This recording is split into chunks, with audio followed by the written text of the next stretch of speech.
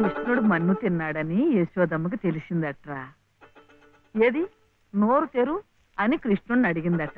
అప్పుడు కృష్ణయ్య, అమ్మా మన్ను తినంగనే శిశువునో ఆకుంటినో వెర్రినో. నిద్రపోతున్నావేమిట్రా, ఊకొట్టడం లేదు?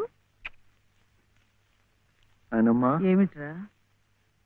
చలపతి గారు లలితమ్మ దగ్గర ఒక పాట పాడాను, అది విని ఆమె ఏడుస్తూ వెళ్ళిపోయిందేమిటే. ఏం పాట పాడావురా? సీతమ్మ మరి వనవాసం లేదు. మరి ఇంకే, సీతమ్మ వారి కథ అంటేనే కష్టాల తోరణం. ఎంతటి ఆదిలక్ష్మి అయినా ఆడజన్మ ఎత్తేసరికి అగచాట్లు తప్పలేదు. ఏ కష్టాలు ఆమె గుండెల్ని తాకాయో, తన బాధల్ని గుర్తుకు తెచ్చాయో. పిచ్చి తల్లి ఏడుస్తూ వెళ్ళిపోయి ఉంటుంది. అంటే ఆవిడ చాలా కష్టంలో ఉందా నానమ్మ? కష్టాలు కాక మరేమిట్రా, చిన్నతనంలోనే భర్త పోయాడు. అత్త మామలా ఆదరించలేదు. గతి లేక అన్న పంచం చేర్చి ఆ వదిన తాటకిలా కాల్చుకు తింటుంది. ఏమిటో చస్తే గాని రాబందులు ముట్టం. కానీ ఈ బంధువులున్నారే, కాస్త పరిస్థితి చేయిదారితే బతికొండగానే పీక్కు తింటారు. అంటే ఆవిడ అలా కష్టాలు పడాల్సిందేనా? అందుకే ఏదైనా దారి చూపించమని ఆ భగవంతుడిని వేడుకోమన్నాను. ఆ గుడి ప్రాంగణం తుడిచు, ఆ మెట్లు కడిగు, ఇంత సేవ చేసుకుంటే మంచి జరుగుతుందని చెప్పాను. చదువుకున్న పిల్లలు, మనకున్న నమ్మకాలు వాళ్ళకుంటాయా?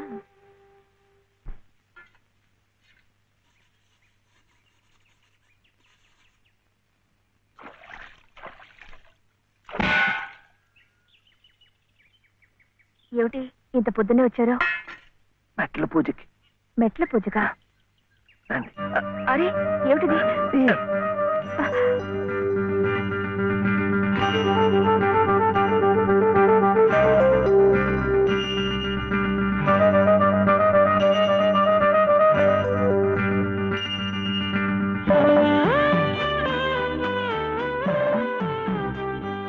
ఇంకాస్త మట్లే వచ్చేసాం. అదిగో గుడి. మీకు ఎక్కువ కష్టాలు కదండి, అందుకని అన్ని మెట్లకు పూజ చేయటం మంచిది. నేను సహాయం చేస్తానుగా, రండి. అబ్బాయి చలపతి, మొన్న నువ్వు నాకు శతం ఇచ్చావు, 100 నా బొంద. అది ప్లేడర్ గుమాస్తా పంటి కింద కూడా రాలేదు. ఇప్పుడు మరో 500 కావాలి, 500. 500 కాకపోతే 1000 ఇవ్వచ్చు. కానీ ఆయన కేసు కూడా సరిగ్గా వినలేదే. విండాయా? పెట్టలేదుగా. ఎద్దుకు మేత, ప్లేడర్కు ఫీజు పనికి ముందే పెట్టాలి. నువ్వు వెళ్ళి 500 పట్టరా, 500. అప్పుడు వింటాడు. వెళ్ళు. ఇంకా చూడు, ఈ కేసుని గానుగని తిప్పినట్టు తిప్పేస్తాను. బాబు, ఆయన అసలే గంతలు కట్టిన గానుగెద్దు, అక్కడికక్కడే తిప్పేసి ముంచేయగలడు. నాకేం వినపట్టలేదు, నీ నోటుకు వచ్చినట్టు నువ్వే వాక్కు. తవరు చదువుకున్నారు, మధ్యలో ఈ దళారిగాళ్ళు ఎందుకండి బాబు? ఇదిగో, నువ్వు నోరు వస్తావా? నువ్వు వెళ్ళవయా? అమ్మా బట్టలు వేస్తాలే.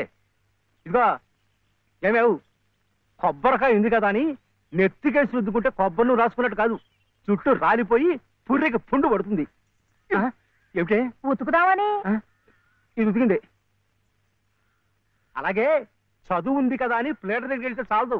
నాలాంటి అనుభవజ్ఞుడు పేచీ ఏమిటో విప్పి చెప్పి ప్లేటర్ గారి గోచి బిగించాలి. అప్పుడు ఆయన వెనక ముందు చూడకుండా కేసు వాదించి అవతల బారేస్తాడు. ఎవరినో ఉద్ధరించడానికి ప్లేటర్లు, కోట్లు, వారికి ముడుపు చెల్లించడానికి ఇంట్లో ఉన్నదంతా దానాలు ధర్మాలు. నాకున్నదే ఒక గొలుసు, నేనివ్వను. అదే లలిత నీ అక్కయ్యో చెల్లులో అయితే ఇలాగే మాట్లాడేదానివా? సాటి ఆడదానికి దాని బాధ ఏమిటో కష్టం ఏమిటో నాకంటే నీకే బాధ తెలుసుండాలి. అది తెలుసు కాబట్టి ఉన్న ఒక్క వస్తువు అయినా జాగ్రత్త పరచుకోవాలనుకున్నాను. పొద్దున్నే అన్నంగానే ఉన్నారంటే చంపుతాను, పొండి బయటికి. ఈ గొలుసైనా నా మెళ్ళ మీరు దిగేసిందేం కాదు, మా పుట్టింటి వాళ్ళు పెట్టింది. కనీసం ఇదైనా నా పిల్లలకి దక్కనివ్వండి. అలాగే నీ కన్న తండ్రి పెట్టినగా నీ కన్న బిడ్డలకే ఉంచుకో. నే కట్టిన తాళ్ళు నాకు. అలాగే ఇస్తాను. ఈ మెళ్ళ తాడు ముడేయండి. పసుపు తాడు కాదు, ఉరితాడు. ఆ తర్వాత నా పిల్లలు దిక్కులేని అనాథలు అవుతారు. అప్పుడు మీ ఇష్టం వచ్చినట్టు మీరు చేసుకోవచ్చు. అడిగే వాళ్ళు ఉండరు. కనపడడం లేదా?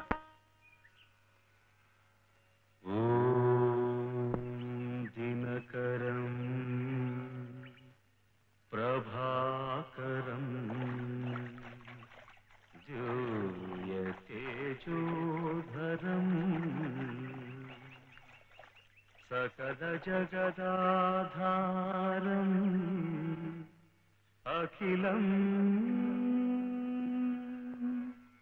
శశ్వత్ శుభకరం దినకరం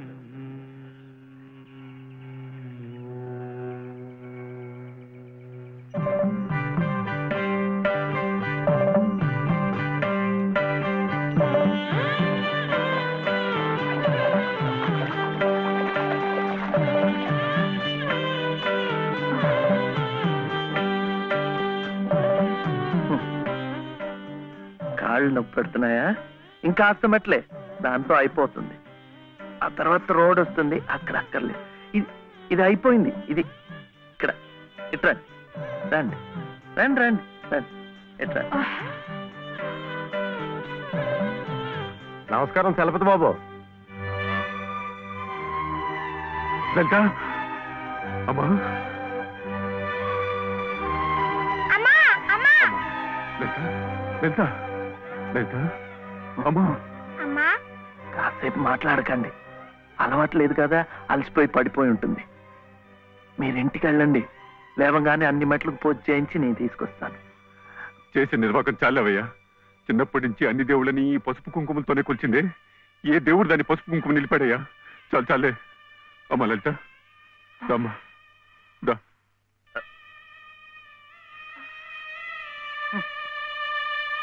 ఆ మెట్లు కూడా పూర్తి చేసి ఉంటే ఎంత మంచి జరిగేదో.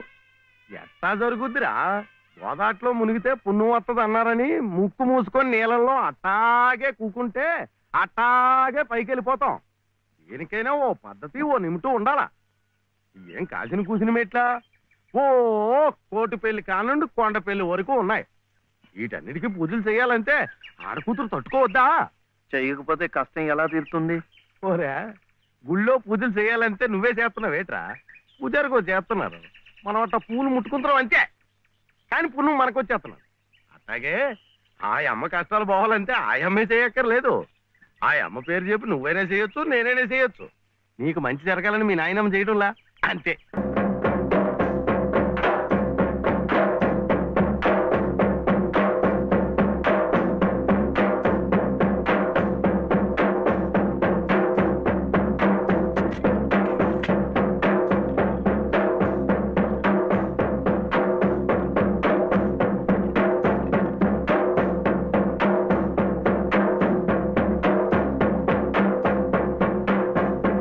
తీపి అంటే అది. ఆ కొడుకు జబ్బు తగ్గాలని ఆ తండ్రి పడే అవస్థ చూడు. ప్రాణాలకు కూడా తెగించి నిప్పుల్లో ఎలా నడిచేస్తున్నాడో. పొద్దున్నే నువ్వు చెప్పింది అదేనమాట. ఒకళ్ళు కష్టాలు తీరాలంటే ఇంకొకళ్ళు మొక్కోవచ్చని. ఒరే ఒరే, నువ్వెక్కడికి రా. శివయ్య ఎందుకు నీ చేత మెట్లన్నీ కడిగిచ్చాడు? మన మంచి కోసం.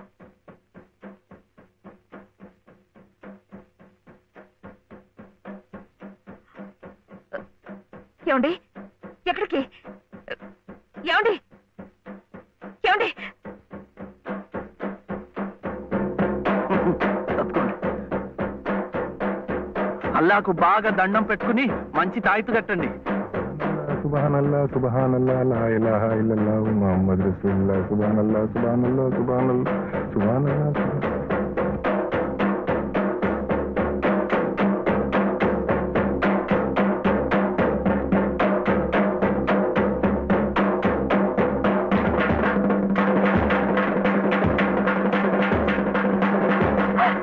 ఒరే ఒరే ఒరే ఒరే, ఆగరా ఒరే శివయ్య.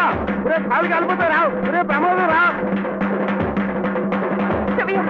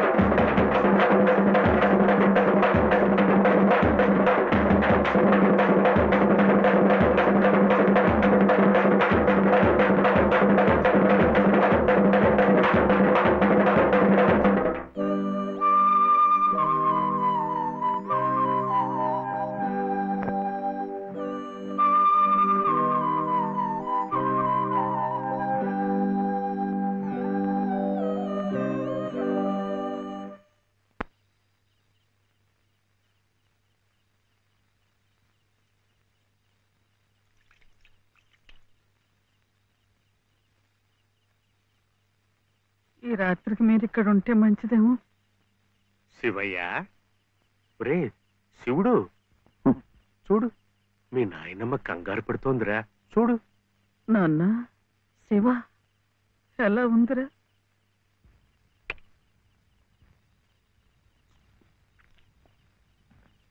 ఇప్పటికైనా నమ్మకం కుదిరిందా?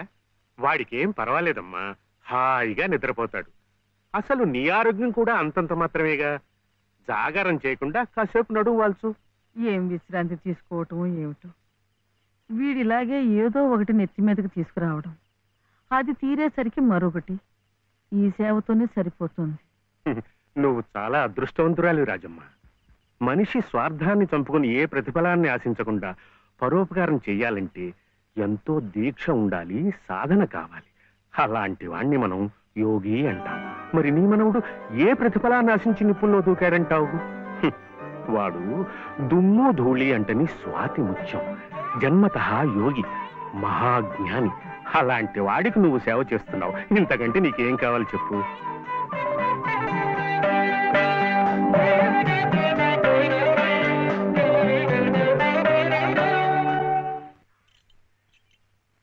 ఏమిటి నాన్న, ఒక్కసారైనా వెళ్ళి బావని చూడలేదు? ఓహో పిచ్చి ముద్ద, వెళితే అతుక్కుపోతాని. చీడించి మేరెంచమని డాక్టర్లు వాడికి పెద్ద వైద్యమే అవసరమైందన్నారు అనుకో. ఓ ఓ ఆ ఖర్చులన్నీ మన నెత్తి మీద కాకి రెట్లు పడినట్టు పడిపోతాయి. దిక్కుమల్లి కంపు. ఇదిగో ఇదిగో ఇట్లా, రేపటి నుంచి శ్రీరామనవమి ఉత్సవాలు. చందాలంటూ వచ్చి కొంపమే పడిపోతారు. మా నాన్నకి నెత్తురు బంక విరోచనాలు, ఇంట్లో కూడా రావడం లేదని చెప్పి గేట్లో వాళ్ళని గేట్లోకి పంపించాయి.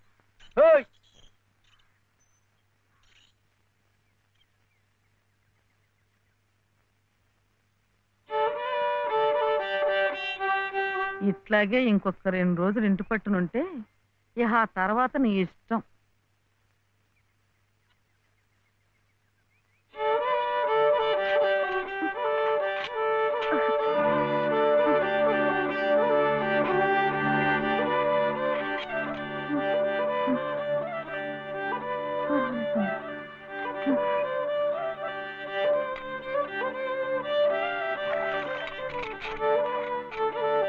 చిట్టి చిట్టి, ఏమిటి? చలపతి గారి ఇంటికి వెళ్ళి లలితమ్మ గారి వదిన మళ్ళీ బాధపడుతుందేమో అని చూసొస్తావా? ఏమిటి బావ నీ పిచ్చి? ముళ్ళకంప మీద కూర్చోబెట్టి గుచ్చుకుంటుందా అని అడిగినట్టుంది. ఆ దుర్గమ్మ ఈ జన్మలో మారు. చాలమ్మా.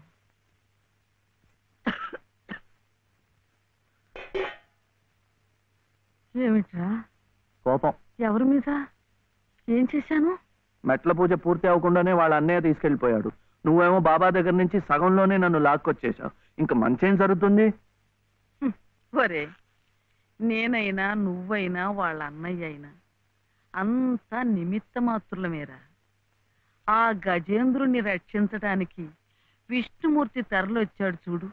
అలాగే లలితమ్మని ఈ ఊబిలోంచి బయటికి లాగటానికి ఎవరో మహానుభావుడు ముందుకు రావాలి. ధైర్యంగా మెళ్ళో తాళి కట్టి శాశ్వతంగా ఓ నీడ కల్పించాలి. తోడుగా నిలబడాలి. అదొక్కటేరా దారి. కానీ ఈ వ్యధవ కట్టుబాట్లు ఆడదానికి అవకాశం లేకుండా చేసి